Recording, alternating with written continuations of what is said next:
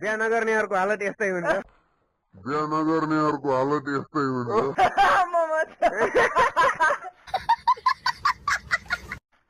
यहाँ देखिरहेको छु आफै मची मची त लुगा सुगा धुनु पर्यो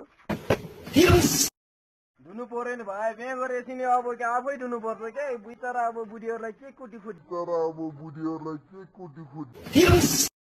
यदि यस्तै खालको पछि बिहा गरिसकेपछि अरूको बुढाको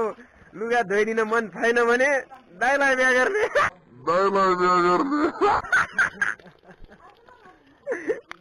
यस्तो समझदार कहाँबाट पाइन्छ यार म जस्तो खोज्नु पर्यो कस्तो भाग्यमा सिरी लेखेको ए भूमियामा आउँछन् कि के हो अफर आयो है अफर